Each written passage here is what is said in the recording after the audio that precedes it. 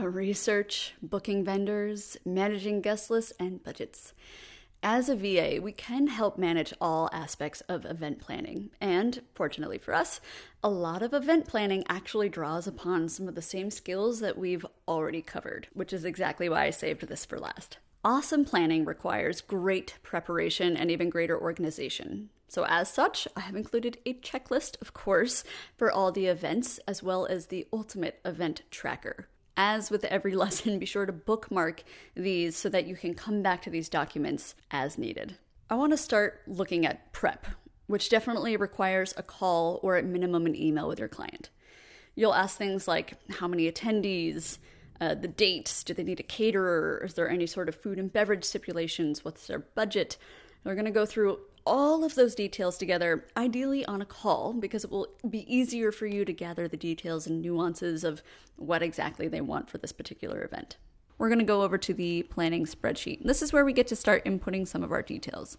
So this whole plan will really help guide you through certain things that you'll need. For something like a birthday party, you're not going to need lighting. You're probably not going to need entertainment. You're definitely not going to need a speaker. But I do want to show you a little bit more about how this works. So define the event format. The reason that I like this question so much is because it really helps you and your client think through all the events. So if this is a 3-day event, what is happening on the very first day? What does your client envision when everybody in the group first gets to this house that you're going to look for in Carmel? Might be a welcome cocktail event. Who is responsible for getting those cocktails? Maybe it's your client. Who is responsible for picking it up? Make sure that you and your client are both on the same page. Pick up from, whatever. Then what are you guys doing? Are they interested in a lunch on a boat? June 1st. Who's responsible for renting that boat? You are. When do you need to have this secured by? Any notes that you might have, and so on and so forth. So really planning out dinner, you're doing that one, date that you want to have a chef secured by. If you find that you don't need any of these, you can delete them. I recommend actually that you hide them. That way for future instances, if you do need more rows, you just click on this little arrow and it pops right back. I'm going to hide these. We don't need them. Okay, let's talk about the venue. Venue is going to be Airbnb rental because your client told you that's what they want. They want a house. You are responsible for finding it, and you've got to find it by the 15th. We don't need any of these. We're not doing major things like this. I'm going to say your client said minimum 5 bedrooms. I'm so glad you guys can see my amazing typing skills. Cater. Yeah, let's say we're actually going to say choose a private chef. Who's in charge of that? You are. Going to set the date, going to set the menu. Who's in charge of setting the menu? Probably your client. And so on and so forth. Okay, so you guys get the point here. So once you start planning out all the details on this spreadsheet, boom, boom, boom, you can actually start searching for these things. So we know that we need to find an Airbnb rental for these dates in Carmel. What do? We go to Airbnb, we run the search with the filter of 5 bedrooms minimum. If you need a refresher for finding something like that, definitely refer back to the travel section of this course. Now we need to find your person a little cruise for 10 people. What do? We go to Google and we put your research skills to good use.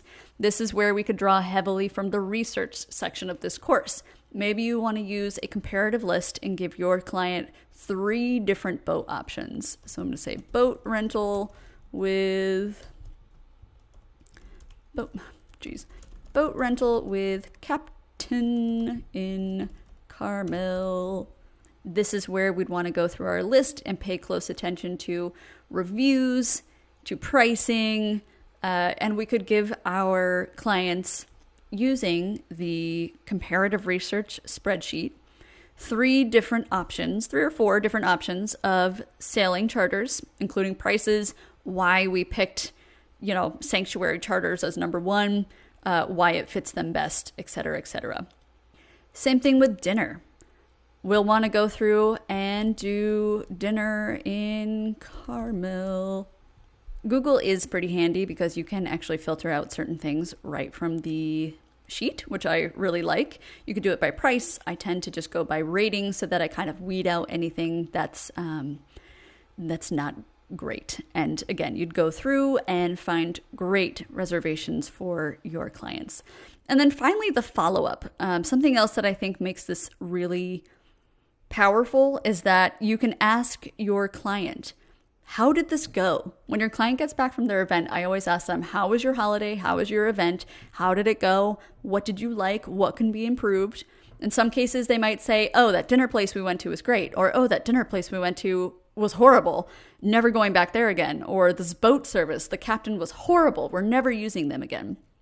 So for you to keep notes, because there will be times that your clients go back to certain cities or certain, because there might be times that your clients go back to certain cities in the future. So keeping a running note of what was great, what wasn't so great is really helpful. And then here too, for something like catering, did you pay the chef? Are all the fees paid off? Did you have a speaker? Are the fees done? Do you have any outstanding invoices for anything? So this can be very helpful too. And then something else I like to add here is, did you do an event that requires any thank you notes? So again, make this spreadsheet your own. Like all the spreadsheets in this course, it is locked. So when it comes time to edit it, go up to File, make a copy, save it to your own drive, and then you'll be able to edit this as you needed. But event planning, I hope by now you see, is really, truly, I feel like a culmination of everything we've done before. It's travel, it's research, it's comparative research, it's making sure that all your ducks are aligned. It's very specific, but it can also be quite fun. And using a spreadsheet like this will definitely help you make sure that you're on the same page as your client. Because if you two are on a totally different page and envisioning a different event and you're booking without running your ideas by them, it can go very, very poorly. So let's move on to the next section. If you're wondering what's going on next, what are the next steps for you? And of course, this is now your opportunity to download your free delegation ebook that comes with this class.